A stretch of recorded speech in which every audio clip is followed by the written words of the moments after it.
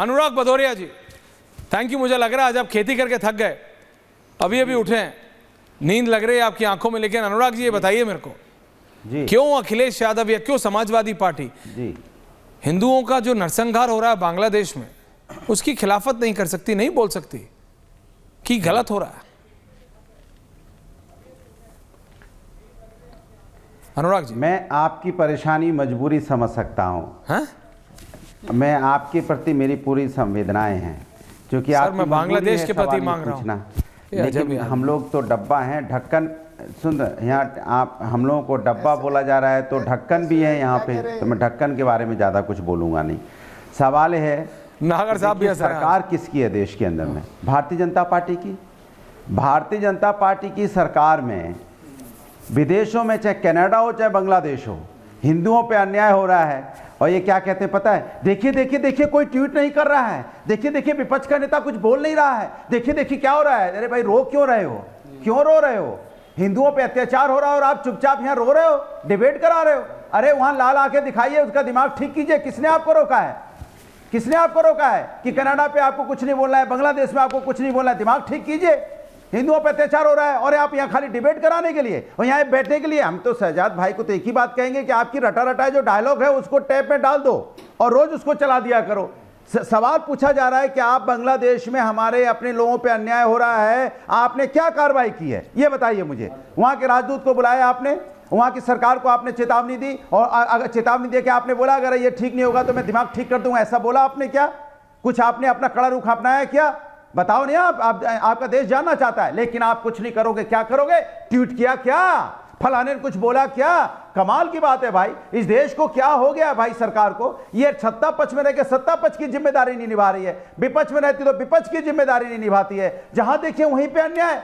आज अगर इनकी बात को बोले तो उत्तर प्रदेश के लिए आज माननीय सर्वोच्च न्यायालय ने क्या बोला? क्या बोला कि आनंद लेने के लिए उत्तर प्रदेश की पुलिस है, अगर आप काम ठीक से नहीं करोगे तो मैं दिमाग ठीक कर दूंगा। ये माननीय सर्वोच्च न्यायालय ने बोला है। इसके मतलब उत्तर प्रदेश में पुलिस अन्याय कर रही है ना, उत्तर प्रदेश की सरकार अन्याय कर रही है ना। जैसा आपको चुनाव में देखने को मिला, चुनाव आयोग ने भी 7 पुलिस वालों को सस्पेंड किया था, आप अपनों पर ही अन्याय कर रहे हो। माननीय सर्वोच्च न्यायालय को बोलना पड़ता है। आज संभल में दंगा हो गया, आपके नाक के नीचे पुलिस को कुछ पता ही नहीं चला, सब कुछ छूमंतर से वहां पे हो गया। पुलिस का LIU department, intelligence department fail हो गया और उसमें दोष किसका खोजा जा रहा है? विपक्ष का। माने अगर विदेश में आपकी विदेश नीति फेल हो रही है, जिम्मेदार कौन? विपक्ष। अगर यहां पे आप दंगा नहीं रोक पा रहे, पुलिस सिस्टम फेल हो रहा है, जिम्मेदार कौन? विपक्ष।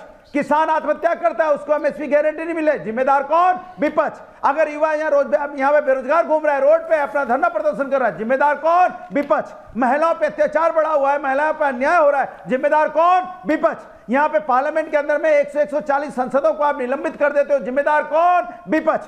कमाल की बात है भैया, हर चीज में विपक्ष जिम्मेदार। तो फिर आप किस लिए हो प्रभु? आप सत्ता में क्यों है? जनता ने क्यों आपको सत्ता दी है? जब आपको सब जिम्मेदारी विपक्ष को लेने तो छोड़ दो सत्ता, विपक्ष जिम्मेदारी ले लेगा, ठीक कर देगा बांग्लादेश को भी और कनाडा को भी। मैं आपको बता रहा हूं, आप विपक्ष में इतनी ताकत है कि विपक्ष ठीक कर सकता है बांग्लादेश को, कनाडा को। लेकिन आप क्या कर सकते हो? आप विपक्ष पे रो सकते हो। लेकिन एक बात मैं आज बताना चाहता हूं कि मल्टी ऑन है, नहीं बोला है विपक्ष। अरे विपक्ष, आप विपक्ष के लिए रोने के लिए हो?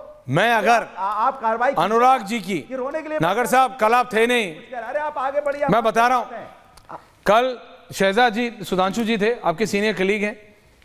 कल डिबेट का टॉपिक कुछ और था। अनुराग जी का अगर मैं 1.5 मिनट का वो क्लिप कल का निकाल के आज चिपका दूं तो मैं बता रहा हूं, if Anurag ji is on air और नॉट पता नहीं चलेगा। This is amazing Anurag ji, ये कला है जो मेरे को सीखनी है। मेरे को भी कभी कभी छुट्टी चाहिए होती है, नहीं मिल रही, लेना पड़ेगा। वो कल का यहाँ लग जाए, ये अनुराग है, वो कल का यहाँ लग जाए। एआई वर्जन बिठा, नहीं, ये बिल्कुल अमेजिंग। आप किसी भी टॉपिक पे कुछ भी बोलते हैं, ये बहुत अमेजिंग है। I need to learn this from you. जैसे कल मैंने बोला था वो दोनों हाथ से चुटकी बजाना सीखना है, ये सीखना है आपसे मुझे। लेकिन शहजाद कोई काउंटर, उसके बाद मुझे जुनैद हैरिस जी, नागर साहब और शर्मा जी, आपने क्लैरिफाई कर दिया कि ये असली अनुराग है। मुझे लगा एआई वर्जन बिठा रखा है। ओहो, कल बीजेपी पे और बांग्लादेश में सेम स्टेटमेंट आ सकते थे। अमेजिंग। अच्छा, और मेरे को ध्यान में नहीं गया, मेरे डायरेक्टर ने मुझे बोला अनुराग जी, मैं सच बता रहा हूँ, शर्मा ने बोला मेरे को कि सर सेम टू सेम है, वर्ड टू वर्ड। देखिए, दूसरी बात यह है कि आज मैं केवल इतना कहना चाहता हूं कि जब कनाडा पे स्टैंड लिया था भारत की सरकार ने, तब पता है कांग्रेस के नेताओं का अधिकृत बयान क्या था? हमें भारत की सरकार पर कोई भरोसा नहीं, कनाडा का जो स्टैंड है वो बिल्कुल सही है, निज्जर को भारत की सरकार ने मरवाया होगा। आज कनाडा के ही प्रधानमंत्री ट्रूडो और बाकी लोगों ने माना है कि भारत के शीर्ष नेतृत्व का उसमें कोई लेना देना नहीं था और मुंह की खानी पड़ी है कनाडा की सरकार को, पर यहाँ का विपक्ष उनके साथ आज भी खड़ा है। बता दीजिए अनुराग जी अगर मैं झूठ बोल रहा हूँ। और दूसरी बात, अनुराग जी को किस पे भरोसा हो सकता है भाई? आज इनके सबसे बड़े नेता राम गोपाल यादव जी ने कहा है कि लोअर कोर्ट ऐसे फैसले देते हैं जिससे देश में आग लग जाती है। जब इनसे पूछा गया कि पुलिस वालों पर पथराव किया गया दंगाइयों द्वारा, तो दंगाइयों को बचाने के लिए आपका एक और बयान आया था कि पुलिस इस तरह की कार्रवाई करेगी तो पत्थरबाजी होती रहेगी।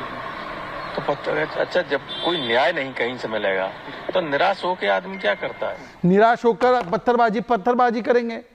ये है राम गोपाल यादव जी जो पत्थरबाजों के कृत्यों को जस्टिफाई कर रहे हैं वोट बैंक की राजनीति में, जो कोर्ट आग लगाती है। ये कह रहे हैं, एक बार बोल दीजिए अनुराग जी, संविधान के साथ है ना आप, तो बोल दीजिए कि भारत की सरकार के स्टैंड को नकारेंगे, कनाडा सरकार की गोद में बैठेंगे, पुलिस को नकारेंगे, दंगाइयों की गोद में बैठेंगे, कोर्ट को नकारेंगे और जो है वो जो जिहाद की बात करते हैं उनके साथ बैठ जाएंगे। बता दीजिए आपका स्टैंड क्या है? अनुराग जी क्विक काउंटर, नागर साहब बोले नहीं अभी तक, जवाब दे दूं?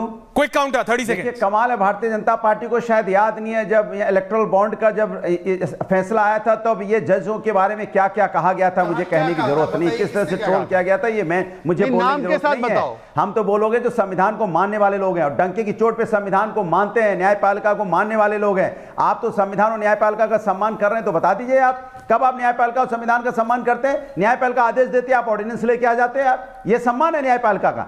अब आग लगा देगा। आप ऐसा करते हो, विपक्ष का सम्मान ही नहीं करते। अरे विपक्ष का विरोध करते करते आप राष्ट्र का विरोध करने लगते हो। आप विपक्ष का सम्मान ही नहीं करते। विपक्ष को भी आप, जो जनता ने आपको चुना उसी जनता ने विपक्ष को चुना है, दोनों को एक ही जनता ने चुना है। और उस जनता ने जब विपक्ष को चुना है तो विपक्ष आवाज उठाता है, आप आवाज दबाने की कोशिश करते हो। इसके मतलब आप जनता की चुना है तो ईवीएम पे सवाल क्यों उठाते भाई? आप राष्ट्र विरोध करते हो, राष्ट्र का विरोध करने लग जाते हो। अनुराग जी, हमको लोगों ने चुना है ना, आपने माना ना, कम से कम तो ईवीएम का विरोध क्यों करते हो? मेरी आवाज का विरोध करोगे तो आप इसके मतलब जनता का विरोध कर रहे हो। ओके अनुराग जी, नागर साहब, हारिस जी, पंकज शर्मा जी, नागर साहब देखिए, आप भी उत्तर प्रदेश से आते हैं। संभल में जो हुआ, मैं बहुत अमेज था कि प्रोफेसर साहब जैसा आदमी, सीनियर आदमी, इस तरह की टिप्पणी दे सकता है।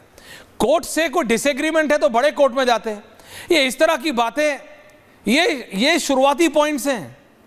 नेता आप लोग ये कैसे भूल सकते हैं नागर साहब? अगर आज आपको ये भी टिप्पणी दे देते, भगवान न कर, तो आपके जो लाखों फॉलोअर्स हैं वो उसका क्रियान्वयन करते हैं। नेता तो बोल के निकल जाते हैं, उसका क्रियान्वयन, उसका इंप्लीमेंटेशन तो उसके फॉलोअर कहते हैं कि भाई नेताजी ने कह दिया चढ़ जाओ, नेताजी ने। और ये दोनों तरफ होता है, सत्ता के पक्ष में भी और विपक्ष में भी।